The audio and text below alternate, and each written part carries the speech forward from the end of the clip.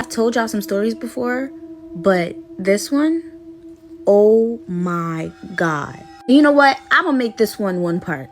I'm just gonna have to hear this. So there's this girl, and she told me this story from when she used to live in Haiti when she was younger. Her dad was in the US, but she used to live with her mom and her siblings in Haiti. And they had this neighbor, this lady, and she called her auntie because her and her mom were like really close. Like if she wanted to, she can sleep over her house to play with her kids. Like they were that close. And so one day she went over to their house to sleep over at her auntie's house. And, you know, she went over there, she was playing with her kids and everything. And then it was time for bed. And they were watching TV, waiting for themselves to fall asleep. And all of the other kids fell asleep except for her. Like, she couldn't sleep. And so she was just there watching TV. And at one point, she got thirsty. And at this point, she's thinking everybody is sleeping. So she goes to get her some water. And so she can go back to the living room. And since it was a sleepover, yes, they were sleeping in the living room. I used to do that too. We would all lay on the floor. It's so much more fun than you think. And so I don't know if you guys know, some of you guys may know, but the water, it's like the little packets of water. It's like a little plastic bag of water. So she goes to the kitchen, she goes to the cooler,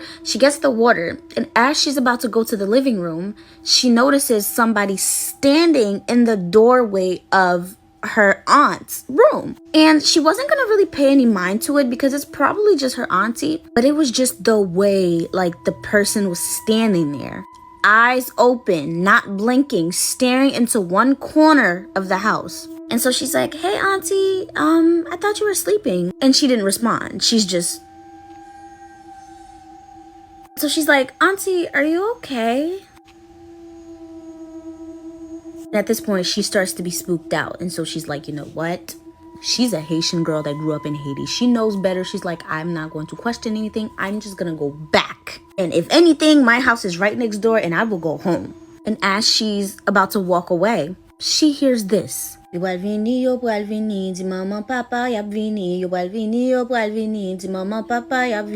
Which translate to, they're coming. Tell your mom and dad that they're coming. Out of nowhere, she starts hearing drums to go along with what she's singing. She doesn't know where the drums are coming from. She just hears drums that's going along with her singing. And at this point, she's scared. Yeah, she's terrified. And before she knew it, she starts dancing. I mean like dancing. Like the whole... And she's like all over the kitchen, dancing. So she runs to wake up the kids. She wakes up the kids. She's like, oh my God, something is happening to your mom. I don't know what's happening. Something's happening. And so the kids get up and they see their mom in the kitchen and they didn't even budge. They were just like, oh, that's just Giddy. And they tell her, oh, that's just the Loa that possesses her sometimes. The Loa that she serves, she'll be fine. Let's just go back to bed. She's like, what do you mean? Do you not hear the drums? And they're like, yeah, I just told you that's the Loa. So you just gotta ignore it. Let her do what she does and it'll be over sooner than later. And she's like, actually, I think I'm gonna go home. The kids are like, oh my gosh, stop being such a scaredy cat. She's not gonna do anything to you. Let's just go back to sleep. And they leave and they go back to sleep. Except she couldn't go back to sleep after that. Especially while the drums are still going, she is still dancing, and she goes to the kitchen, and y'all, at this point, their mom is naked, like completely naked, like birthday suit naked, dancing, singing. And at this point, she really wants to go home, but she wants to call her mom, but she doesn't have a phone. But her auntie has a phone, but she can't use her auntie's phone because her auntie currently is possessed by a Loa. And she is not allowed to go outside by herself, even if it's to go next door. It's nighttime. It's Haiti. Like, she knows better. The kids aren't listening to her. The kids are just like, it's normal. This is normal. Y'all, at this point, she's screaming, dancing. And y'all know what she does?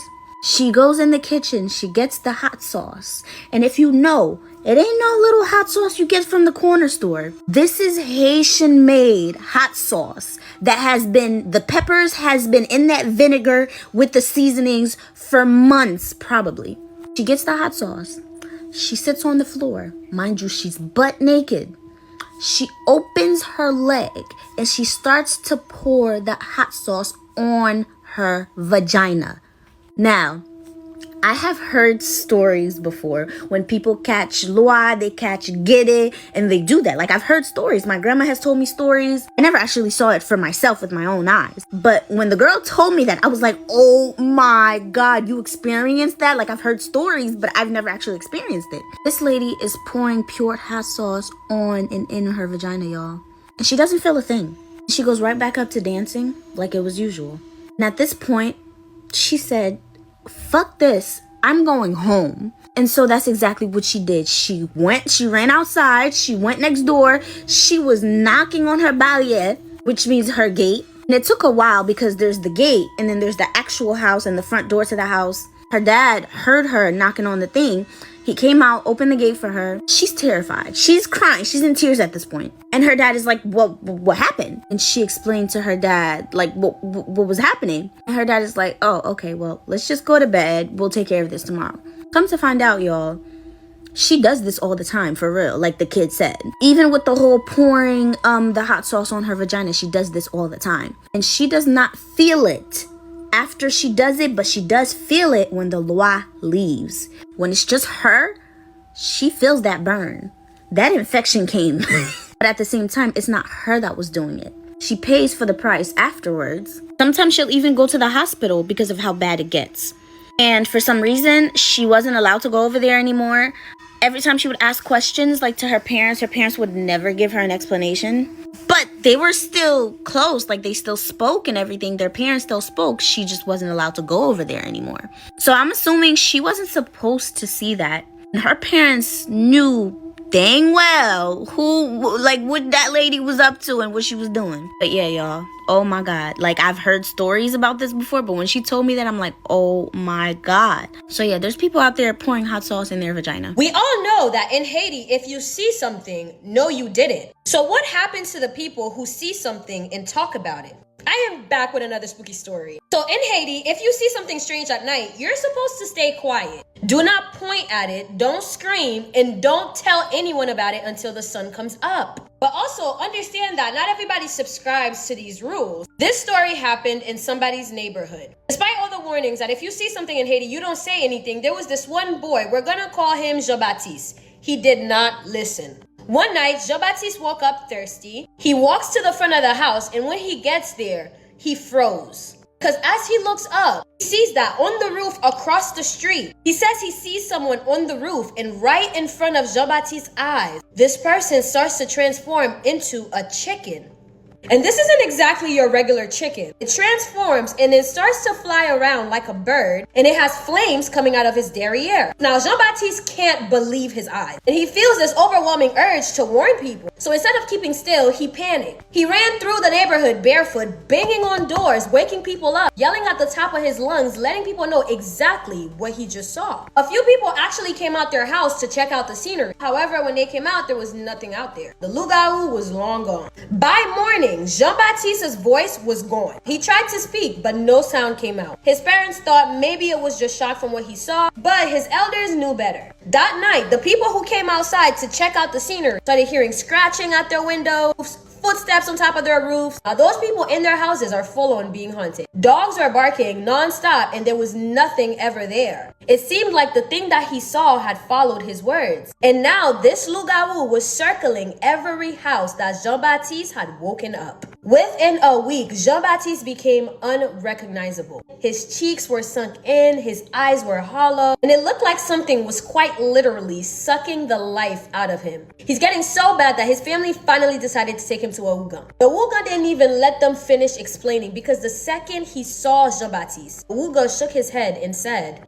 "He spoke too fast. When you see something of the night, you keep it in silence, because once your tongue calls it, it doesn't leave you." The Ougan tried to help, but Jean-Baptiste never got better. He grew weaker and weaker every day until he couldn't even walk. He can't talk, he can't walk. Until this day, Jean-Baptiste will have these episodes that can only be explained by otherworldly things. The person who submitted this story wants you to know that if you see something in Haiti, No, you did not. Because if you speak about it right away, not only are you endangering yourself, but possibly endangering an entire neighborhood. As everybody in that neighborhood had to fend for themselves to find a way to keep their houses safe from Lugao. Did you know that in Haiti, there's a love spell tree that you can tie someone to located in the cemetery? I am back with another spooky story. Pictures will be included. This one was sent to me by one of my OGs. She will be tagged. We're gonna call her Renee, because that's her name. I have another story time I want to share with you. It's something that happened in the cemetery in Haiti. I have many pictures also to send to you because I was able to get some pictures. It's a story of my friend and I. We had some researches to do in the Grand Cimetière de Port-au-Prince, which is the Grand Cemetery of Port-au-Prince. Renee said, just so you know, when you have to do something in the cemetery, there are rules. And if you need someone to guide you because you don't know what you're doing, you need to pay. But her golden rule was not to give them her money, but to buy cigarettes and liquor. So as a form of payment, she bought cigarettes and alcohol instead. So this happened a few years ago. This happened November 2nd, 2018.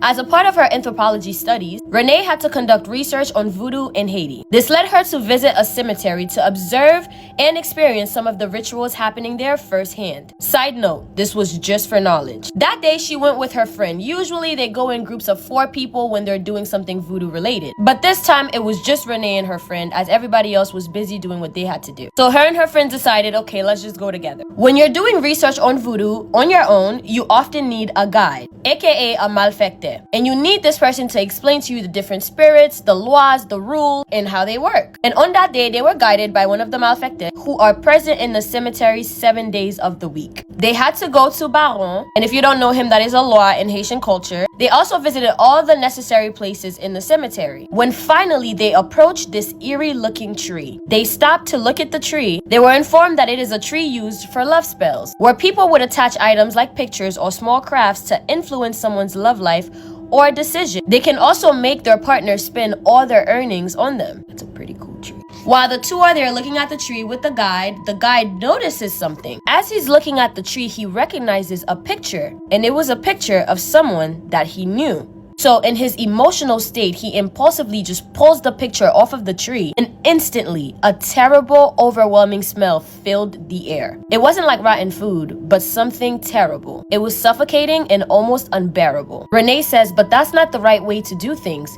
He didn't even go to Baron. He didn't even offer something to the crossroad. He didn't ask for passage. So there are consequences to his actions. After that, the guide started to feel dizzy and started to get really itchy. He was so itchy, as if you would have thought that he got caught in poison ivy or something. He couldn't speak clearly anymore. His language became slurred and childlike, as though he had mentally regressed. Renee and her friend were terrified, but they still need to complete this research. So they tried to insist on going somewhere else. So as they're exiting that area, they pass this place where they're doing ceremonial stuff, and the guy tries to get some powder to help with the itching. It didn't help. As a matter of fact, it made things worse. He then collapsed on the floor and just starts shaking uncontrollably, unable to regain his composure. He was literally quaking on the ground, unable to control his movements. It was terrifying to witness. At this point, the two ladies just wanted to finish and leave, but they had to wait. If you're Haitian, you know better not to start using someone's services just to move on to someone else. So they had to see this through, my boy. You can't just ditch him and go to somebody else. It don't work like that. So this seasoned guy was literally their only option, and also they were on a time crunch, as this research can only be done between November 1st and November 2nd. And guess what?